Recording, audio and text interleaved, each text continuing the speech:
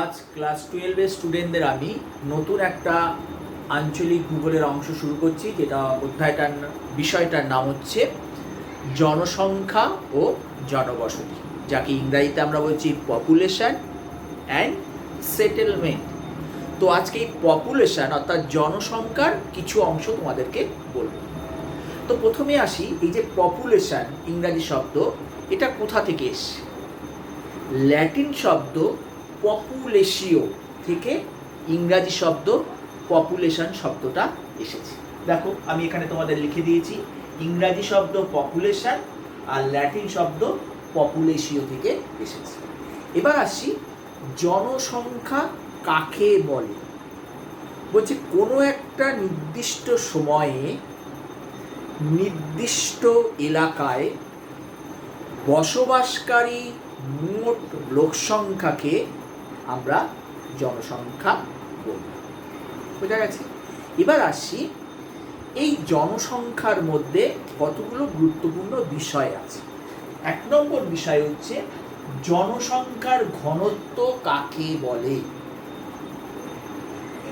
বলছে কোনো একটা অঞ্চলে প্রতি বর্গ কিলোমিটারে যতজন লোক বসবাস করে তাকে আমরা বলি জনসংখ্যার ঘনত্ব। এই যে 2011 সাল অনুযায়ী ভারতের জনঘনত্ব হচ্ছে 382 জন। তাহলে এটা কিভাবে এলো? কারণ তোমরা সবাই জানো 2011 সাল অবধি আমাদের লাস্ট আদমশুমারি হয়েছে। এই আদমশুমারির মাধ্যমে সারা পৃথিবী তথা ভারতবর্ষে মোট লোক সংখ্যা কত, জন্মহার মৃত্যুহার কেমন, নারী পুরুষের অনুপাত, এরকম বিভিন্ন তথ্য আমরা এই আদমশুমারির মাধ্যমে পাই। আদমশুমারিটা কি? আদম অর্থাৎ মানুষের গণনা করা হয় প্রতি 10 বছর অন্তর অন্তর, যেটাকে ইংরেজিতে বলি সেন্সাস।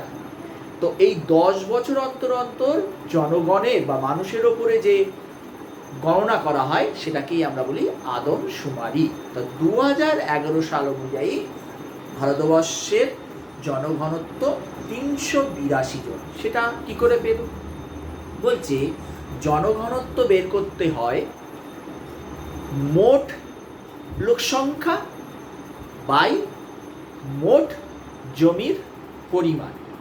তা ভারতবর্ষে 2011 সাল অনুযায়ী মোট লোকসংখ্যা ছিল 121.02 কোটি, আর ভারতবর্ষে মোট জমির পরিমাণ ছিল 32,87,268 বর্গ কিলোমিটার। তাহলে 121.02 কোটিকে 32,87,268 বর্গ কিলোমিটার দিয়ে ভাগ করলে যেটা আসবে সেটাই হচ্ছে আমাদের জনসংখ্যার ঘনত্ব। শুধু ভারতের বলে নয়, এই প্রসেসে সারা পৃথিবীতেই জনঘনত্ব নির্ণয় করা হয়। তো সেই ভিত্তিতে আমাদের 2011 সালে ভারতবর্ষের জনঘনত্ব প্রতি বর্গ কিলোমিটারে 382 জন।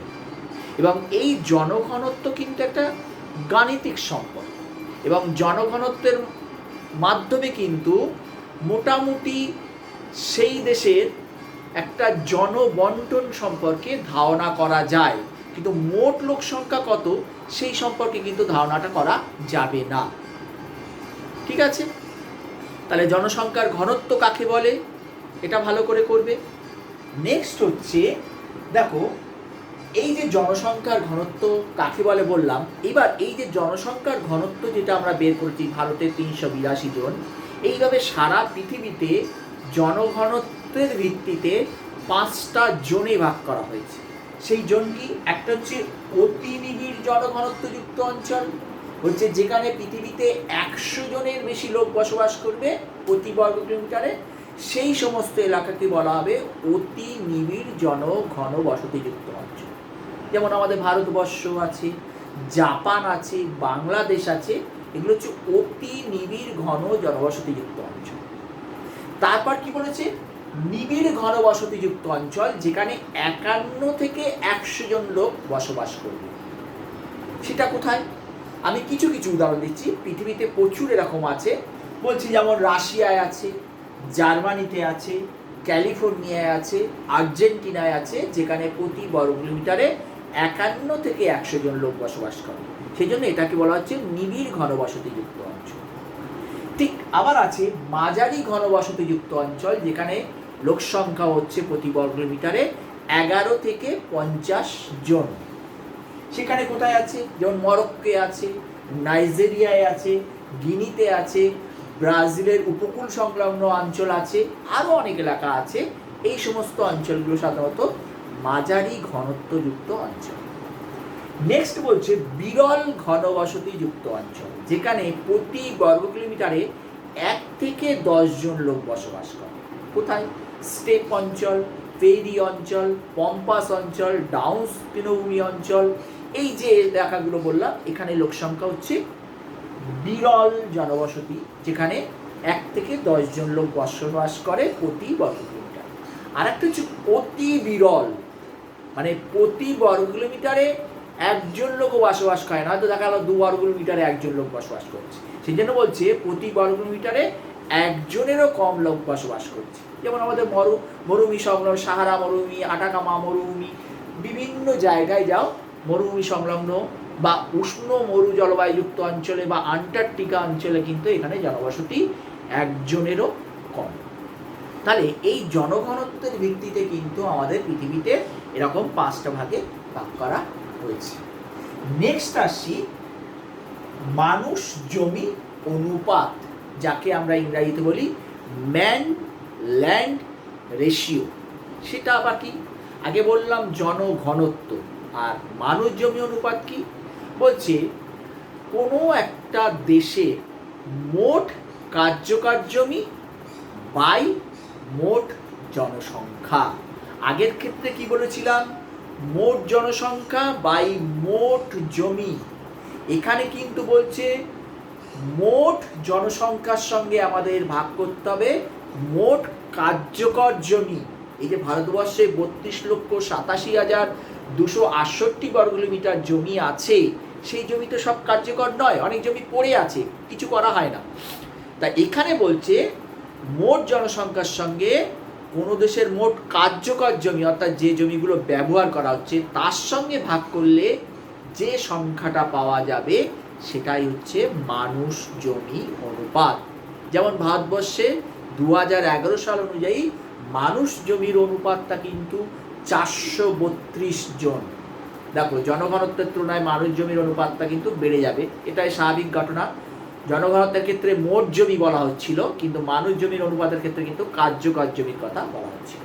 এবং এই যে মানুষ জমির অনুপাত, এটা কিন্তু একটা পরিমাণগত সম্পর্ক এবং এটা কিন্তু পরিবর্তনশীল। কারণ পৃথিবীতে শিল্পোন্নত দেশগুলো যেটা আছে, তাদের এই মানুষ জমি অনুপাতটা কিন্তু খুব দ্রুত পরিবর্তন হয়। আজকে যে জমিটা হয়তো পড়ে আছে, কোনো চাষবাস বা কোনো কাজে ব্যবহার করা হচ্ছে না, কিছুদিন পরে দেখা যাবে যে সেই জমিটা ব্যবহার করা হলো। তাহলে কি হয়ে গেল? মানুষ জমির অনুপাতটা পরিবর্তন হয়ে গেল। সেই জন্য বলছে মানুষ জমি অনুপাতগুলো সাধারণত শিল্পোন্নত দেশে দ্রুত পরিবর্তন হয়, আর কৃষি উন্নত দেশগুলিতে খুব ধীরে ধীরে পরিবর্তন হয়। সেই জন্য মানুষ জমি অনুপাত কিন্তু একটা গতিশীল ধারণা। বোঝা গেল? নেক্সট যেটা আসছি সেটা হচ্ছে জনাকীর্ণতা বা জনাধিক্য কাকে বলে, যাকে ইংরাজিতে বলি ওভার পপুলেশন। অর্থাৎ কোনো একটা দেশের লোকসংখ্যার তুলনায় যদি সম্পদের পরিমাণ কম থাকে, অর্থাৎ যা সম্পদ আছে তার তুলনায় লোকসংখ্যা বেশি, সেই সমস্ত অঞ্চল বা সেই সমস্ত দেশগুলোকে বলা হয় জনকীর্ণতার দেশ, অর্থাৎ জনসংখ্যাটা বেশি সম্পদের তুলনায়। আমাদের ভারতবর্ষের কথা ভাবো, ভারতবর্ষে কিন্তু সম্পদের তুলনায় জনসংখ্যাটা অনেক বেশি। ঠিক একই রকমভাবে বাংলাদেশ, এশিয়ান কান্ট্রির অনেক দেশ আছে যেখানে জনসংখ্যার তুলনায় সম্পদের পরিমাণটা কম, তাহলে সেগুলোকে বলা হয় জনকীর্ণতার দেশ। সেক্ষেত্রে কিন্তু সমস্যা হয়, কারণ অর্থনীতির বৃদ্ধিটা ধীর হয়ে যায়, বেকারত্ব বাড়ে, বিশেষ করে ছদ্ম বেকারত্বের পরিমাণটা কিন্তু বাড়তে থাকে, দারিদ্র্যের পরিমাণ বাড়তে থাকে। এগুলো কিন্তু জনাকীর্ণতার একটা উল্লেখযোগ্য বৈশিষ্ট্য। নেক্সট হচ্ছে জনস্বল্পতা বা জনবিরল, ঠিক তার উল্টো। আগে বলেছিলাম সম্পদের তুলনায় জনসংখ্যা বেশি হলে, এবার হচ্ছে কোনো দেশে যদি সম্পদের তুলনায় জনসংখ্যা কম হয় তাহলে সেই সমস্ত দেশগুলোকে বলা হয় জনবিরল দেশ। যেমন জনবিরল দেশ আমাদের মধ্যে সুইডেন আছে, ডেনমার্ক আছে, অস্ট্রেলিয়া আছে, কানাডা আছে। এদেরকে জনবিরল দেশ, অ্যাকচুয়ালি অস্ট্রেলিয়া কানাডাকে শূন্য জনসংখ্যার দেশ বলা হয়, কারণ এদের জনসংখ্যা বাড়েও না কমেও না, বা বলতে গেলে কমে যাচ্ছে, সেইটা হচ্ছে একটা ফিক্সড হয়ে যায় জনসংখ্যাটা। এইগুলোকে বলা হয় শূন্য জনসংখ্যার দেশ। এটাও কিন্তু ভালো নয়। জনসংখ্যা যেমন বেশি হওয়াটাও, সম্পদের তুলনায় বেশি হওয়াটাও ভালো নয়, তেমনি সম্পদের তুলনায় জনসংখ্যাটা কম হওয়াটাও কিন্তু ভালো নয়। এটাও কিন্তু অর্থনীতির ওপর দারুণ প্রভাব পড়ে। বোঝা গেছে? এবার যেটা আসি, যে কাম্য জনসংখ্যা, যাকে ইংরাজিতে আমরা বলি অপটিমাম বা আদর্শ জনসংখ্যা, আইডিয়াল। অপটিমাম বা আইডিয়াল পপুলেশনটা কি বলছে? যে সমস্ত দেশে মানুষ জমি অনুপাত, অর্থাৎ জমি অনুযায়ী বা সম্পদ অনুযায়ী মানুষের অনুপাতটা পারফেক্ট থাকবে, সেটাই হচ্ছে কাম্য জনসংখ্যা। অর্থাৎ সম্পদ মানুষ জমির অনুপাতটা একদম আদর্শ হবে, সেটাই হচ্ছে আমাদের কাম্য জনসংখ্যা। এক কথা বললে আদর্শ মানুষ জমি অনুপাতটাই হচ্ছে কাম্য জনসংখ্যা। কিন্তু এইরকম দেশ পাওয়া কিন্তু খুব কঠিন ব্যাপার। এটাও একটা গতিশীল ধারণা। তুমি ভারতের কথা চিন্তা করো, ভারতবর্ষে প্রাকৃতিক পরিবেশ অনুকূল আছে, কিন্তু সাংস্কৃতিক পরিবেশ অনুকূল না থাকার জন্য ভারতের সম্পদের তুলনায় জনসংখ্যাটা বেশি। এটা কাম্য জনসংখ্যা নয়। আবার তুমি ইসরায়েলের কথা ভাবো, ইসরায়েলের কিন্তু কি হচ্ছে, সাংস্কৃতিক পরিবেশ অনুকূল আছে, কিন্তু প্রাকৃতিক পরিবেশটা অনুকূল না থাকার জন্য সেখানে কাম্য জনসংখ্যা হলো না। আবার তুমি আর্জেন্টিনার কথা ভাবো বা কানাডার কথা ভাবো, যেখানে প্রাকৃতিক এবং সাংস্কৃতিক উপাদান দুটোই অনুকূল, কিন্তু জনসংখ্যা কম হওয়ার জন্য কাম্য জনসংখ্যা হলো না। তাহলে এই যে ধারণাটা বললাম পারফেক্ট পপুলেশন, এটা কিন্তু পাওয়াটা খুব কঠিন, কাছাকাছি থাকতে পারে, এবং এই ধারণাটাও কিন্তু গতিশীল ধারণা। তাহলে জনসংখ্যা কাকে বলে, জনসংখ্যার ঘনত্ব কাকে বলে, মানুষ জমি অনুপাত কাকে বলে, জনাধিক্য কাকে বলে, জনবিরল কাকে বলে, আর আদর্শ বা কাম্য জনসংখ্যা, এই যেগুলো অংশ বললাম এগুলো কিন্তু খুব ভালো করে করবে। এখান থেকে পার্থক্য বা কাকে বলে বা বৈশিষ্ট্য কিন্তু কোশ্চেন আসে। বোঝা গেল? এবার যেটা আসি সেটা হচ্ছে জনসংখ্যার বৃদ্ধির গতি প্রকৃতি ওয়ার্ল্ড ওয়াইড, অর্থাৎ পৃথিবীব্যাপী আমাদের জনসংখ্যা কিভাবে গতি প্রকৃতি হচ্ছে সেটা আমাদের এবার জানা দরকার। তো এই পৃথিবীর জনসংখ্যার গতি প্রকৃতিকে আমরা 4টে স্টেজে ভাগ করেছি। একটা বলছে কৃষি উত্তর যুগ। কৃষি উত্তর যুগ মানে বলছে খ্রিস্টপূর্বে 10 লক্ষ বছর পূর্ব থেকে, মোটামুটি মানে খ্রিস্টের জন্মের আগে 10 লক্ষ বছর পূর্বে, যখন আমাদের জনসংখ্যা মোটামুটি ছিল 1.25 লক্ষ, বৃদ্ধির হারটা ছিল অত্যন্ত কম।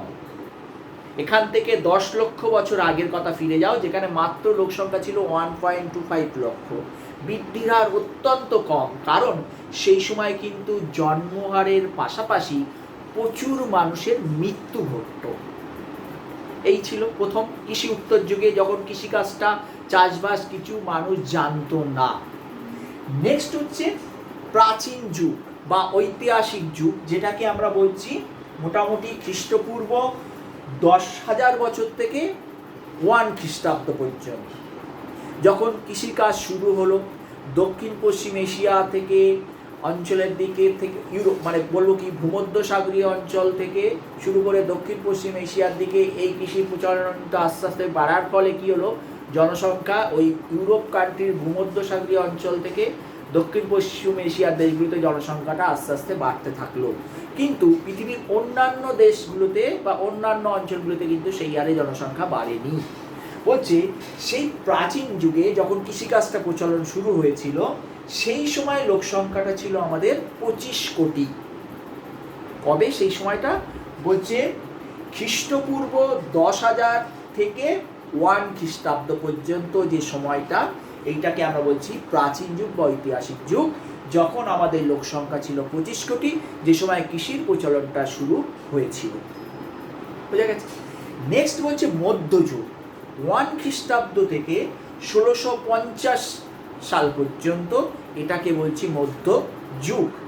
এই সময় আমাদের শিল্পায়ন, নগরায়ন আস্তে আস্তে হতে শুরু করে এবং এই সময় লোক সংখ্যাটা হয়েছে আমাদের 54.5 কোটি ছিল লোক সংখ্যা। আর এই যে আধুনিক যুগ, এখানেই হচ্ছে আমাদের যাবতীয় পরিবর্তন। এই আধুনিক যুগটাকে আমরা আবার 3টে স্টেজে ভাগ করেছি। প্রথম স্টেজ হচ্ছে 1650 থেকে 1850। এই সময় কৃষি বিপ্লবের পাশাপাশি শিল্পায়ন, নগরায়ন শুরু হয় এবং তখন পৃথিবীতে লোক সংখ্যা ছিল 110 কোটি, দ্বিগুণ হয়ে গেছে। আর 1850 থেকে 1950 এই সময় নগরায়ন, শিল্পায়নের আরও উন্নতির ফলে এই সময় জনসংখ্যাটা কিন্তু দ্রুত বৃদ্ধি পায়। এই যে 1650 থেকে 1850 সাল পর্যন্ত যে জনসংখ্যাটা বৃদ্ধি পেয়েছিল, অর্থাৎ 110 কোটি, এটা ধীর বৃদ্ধি ছিল। কিন্তু 1850 থেকে 1950 সাল এই সময় জনসংখ্যা হয়ে গেল 200 কোটি। এই সময় কিন্তু খুব দ্রুত বৃদ্ধি পেয়েছিল। আর 1950 থেকে এই যে 2011 সাল, এই সময় জনসংখ্যাটার একটা বিস্ফোরণ ঘটে। জনসংখ্যা দাঁড়ায় 700 কোটি এবং বলছে 2050 সালে জনসংখ্যা দাঁড়াবে 1000 কোটি পৃথিবীতে। তাহলে এইভাবে কিন্তু আমাদের জনসংখ্যাটা কৃষি উত্তর যুগ থেকে প্রাচীন যুগ, মধ্যযুগ এবং আধুনিক যুগে কিভাবে আমাদের জনসংখ্যাটা বেড়েছে সেটা কিন্তু আমরা দেখলাম। এর পাশাপাশি আমাদের যেটা বিশেষভাবে পড়তে হবে, ভারতবর্ষের জনসংখ্যার বৃদ্ধির গতি প্রকৃতিটা কেমন হলো। এই যে জনসংখ্যার বৃদ্ধি জিনিসটা কি? বলছে কোনো একটা দেশে জন্মহার আর মৃত্যুহারকে বিয়োগ করলে যে সংখ্যাটা আমরা পাবো সেটাই হচ্ছে জনসংখ্যার স্বাভাবিক বৃদ্ধি। এবং এই জনসংখ্যার স্বাভাবিক বৃদ্ধিটাকে যখন আমরা শতকরা হিসাবে প্রকাশ করব তখন সেটাকে বৃদ্ধির হার বলা হয়। এই জনসংখ্যার বৃদ্ধি অর্থাৎ জন্মহারের তুলনায় যদি মৃত্যুহার কম হয় তাহলে সেটাকে বলা হয় ধনাত্মক জনসংখ্যার বৃদ্ধি, অর্থাৎ জনসংখ্যাটা বেড়ে যাবে।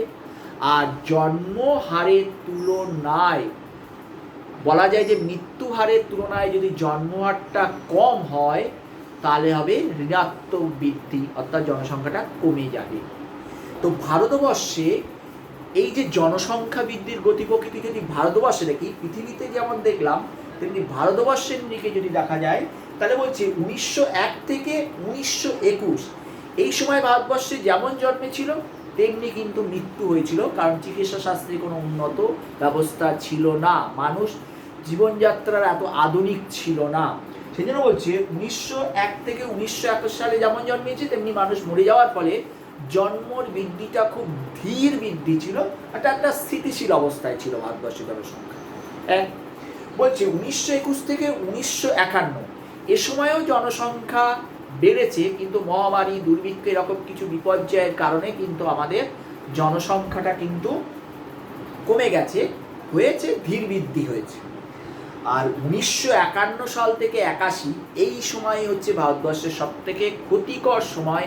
এই সময় ভারতবর্ষের জনসংখ্যাটা ব্যাপক হারে বেড়ে গেছিল, কারণ মানুষের চিকিৎসা শাস্ত্রে ভারতবর্ষে একটা অভূতপূর্ব উন্নতি লাভ করেছিল। কারণ ভারতবর্ষে কোনো সময় কিন্তু জন্মহারে কন্ট্রোল ছিল না। 1901 থেকে 1951 এই পর্যন্ত কী হতো, জন্মাতো যেমন বেশি, মৃত্যু হারও ছিল খুব বেশি, তার ফলে মোটামুটি একটা ব্যালেন্স হয়ে গেছে। কিন্তু 1951 সাল থেকে 1981 সালের মধ্যে চিকিৎসা শাস্ত্রের একটা দারুণ উন্নতি হয়ে যাওয়ার ফলে মৃত্যু হারটা হট করে অনেকটা কমে যাওয়া ফলে জন্মহারটা বেড়ে গেছিল এবং জনসংখ্যাটা অনেকটা বেড়ে যায়। এইটাই ভারতবর্ষের সব থেকে ক্ষতিকর সময় ছিল এই 51 থেকে 81, এটা দ্রুত হারে জনসংখ্যা বৃদ্ধি পায়।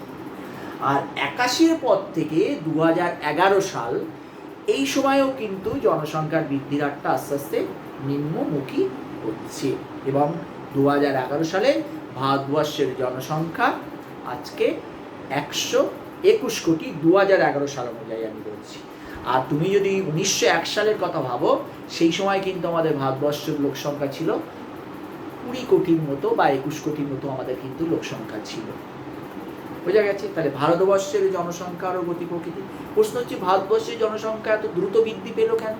তুমি যদি উন্নত দেশগুলোর কথা দেখো, আমেরিকা যুক্তরাষ্ট্র, ব্রিটিশ যুক্তরাজ্য, কানাডা, সঙ্গে তুমি ভারত, পাকিস্তান, বাংলাদেশ, জাপান, এই সমস্ত দেশের সঙ্গে তুলনা করো, দেখবে উন্নত দেশগুলির তুলনায় উন্নয়নশীল, যেখানে জাপান উন্নতশীল দেশ অবশ্যই, উন্নয়নশীল দেশগুলিতে জনসংখ্যা বেড়ে গেছে। তার কারণ উন্নয়নশীল দেশগুলিতে, যেখানে ভারত আছে, পাকিস্তান আছে, বাংলাদেশ আছে, বেড়ে যাওয়ার মেন কারণ হচ্ছে অশিক্ষা, 2 নম্বর কারণ হচ্ছে দারিদ্র, 3 নম্বর কারণ হচ্ছে বাল্যবিবাহ, 4 নম্বর কারণ হচ্ছে ধর্মের প্রতি আকর্ষণ, ধর্মীয় অনুশাসন, 5 নম্বর হচ্ছে বেকারত্ব আর কর্মসংস্থানের কম। মানুষ যত ছুটবে, পরিশ্রমী হবে, তত কিন্তু জনসংখ্যা কমবে। আর কি হচ্ছে, নারী শিক্ষার অভাবের ফলে উন্নত দেশগুলির তুলনায় অনুন্নত দেশগুলিতে জনসংখ্যার বৃদ্ধির হার কিন্তু অনেক বেশি। তা ঠিক সেইভাবে দেখলে আমাদের ভারতবর্ষে দ্রুত জনসংখ্যা বৃদ্ধি পাওয়ার কারণই হচ্ছে ভারতের জন্ম হার খুব বেশি, মৃত্যু হার কম। 2 নম্বর হচ্ছে মানুষের জীবনযাত্রার অনেক পরিবর্তন হয়ে গেছে, জীবনদায়ী ওষুধ আবিষ্কার হয়ে গেছে, নারীদের মতামতের গুরুত্বটা খুব কম, এরও একটা জনসংখ্যা বৃদ্ধির কারণ। নেক্সট হচ্ছে পুত্র সন্তানের প্রতি আকাঙ্ক্ষা, যেহেতু কৃষি উন্নত দেশ ভারত, সেই জন্য প্রত্যেকটা শিক্ষিত বা অশিক্ষিত যে ফ্যামিলি হোক, একটা পুত্র সন্তানের প্রতি এখনও ভারতবর্ষের অনেক মানুষের মধ্যে আকাঙ্ক্ষা আছে। ধর্মের একটা প্রভাব আছে, আর কি আছে, নারী শিক্ষার অভাব আছে। এইগুলোকে যদি আমরা রিকভার করতে পারি, তাহলে কিন্তু ভারতবর্ষের জনসংখ্যার বৃদ্ধির হার কমবে এবং সেটা আমরা অনেকটা রিকভার করতে পেরেছি বলে ভারতবর্ষের জনসংখ্যার বৃদ্ধির হারটা কিন্তু কমছে। এবং এই জনসংখ্যা যত বৃদ্ধি পাবে, তোমরা নিজেরাই দেখে যাচ্ছ, বেকারত্ব বাড়বে, কর্মসংস্থান হবে না, অর্থনীতির বৃদ্ধিটা ধীর হয়ে যাবে, মারামারি, রাজনৈতিক হানাহানি, এইগুলোর পরিমাণ কিন্তু আরও বেশি বাড়বে। তাহলে এই হচ্ছে মোটামুটি আজকে যে বিষয়গুলো তোমাদেরকে পড়ালাম, সেইগুলো আমি আলোচনা করলাম। এর পাশাপাশি তোমরা দেখবে কিছু টার্ম আছে জনসংখ্যায়, ব্রেন ড্রেন, বদ্ধ ও বৃদ্ধ জনসংখ্যা, বেবি বুস্ট, বেবি ফাস্ট, এগুলো কিছু কিছু টার্ম, যে টার্মগুলো তোমরা, ব্রেন ড্রেন মানে কি, ভারতবর্ষের মতো দেশে যেখানে উচ্চ দক্ষতা সম্পন্ন প্রচুর জনসংখ্যা আছে, যাদের নিজেদের অর্থনীতি এবং সামাজিক নিরাপত্তার জন্য নিজের দেশ ছেড়ে অন্য দেশে চলে যায়। এই যে উচ্চ মেধা ছাত্র বা স্টুডেন্টদের এক দেশ থেকে আরেক দেশে চলে যাওয়াটাকে বলা হয় ব্রেন ড্রেন। অর্থনৈতিক নিরাপত্তা, সামাজিক নিরাপত্তার জন্য এরা চলে যায়। বদ্ধ জনসংখ্যা, বদ্ধ জনসংখ্যাটা কি বলছি, যখন কোনো জনগোষ্ঠীর মধ্যে আভ্যন্তরীণ এবং বাহ্যিক পরিব্রাজন বন্ধ হয়ে যায়, শুধুমাত্র জন্ম আর মৃত্যু হারের ওপরেই জনসংখ্যার পরিবর্তন হয়, তখন সেটাকে বলা হয় বদ্ধ জনসংখ্যা। আর যখন যে দেশে মধ্যবয়স্ক বা বৃদ্ধ বয়সের মানুষের পরিমাণটা বেশি হয়ে যায়, অর্থনীতির গতি ধীর হয়ে যায়, তখন বলা হয় বৃদ্ধ জনসংখ্যা। আর দ্বিতীয় বিশ্বযুদ্ধের পর নিউজিল্যান্ড, অস্ট্রেলিয়া, কানাডা, এই সমস্ত দেশে জন্মহারটা বেড়ে গেছিল, সেইগুলো সেটাকে বলা হয় বেবি বুম। আর ঠিক আমেরিকা যুক্তরাষ্ট্রে জনসংখ্যার বৃদ্ধির হারটা দ্রুত হ্রাস পেয়েছিল, সেটাকে বলা হয় বেবি বাস্ট। বেবি বুমের কিন্তু ঠিক উল্টো হচ্ছে বেবি বাস্ট, অর্থাৎ জন্মহারটা বৃদ্ধি হওয়াটাকে বলা হয় বেবি বাস্ট, আর জন্মহারটাকে হ্রাস পাওয়াটাকে বলা হয় জন্মহার বৃদ্ধি পাওয়াটাকে বলা হয় বেবি বুম, আর জন্মহারের হ্রাস পাওয়াটাকে বলা হয় বেবি বাস্ট। তাহলে আজকেই যে অংশটুকু আমি তোমাদেরকে পড়ালাম, এটা কিন্তু তোমরা অবশ্যই এটা বই থেকে দেখে নেবে। ধন্যবাদ।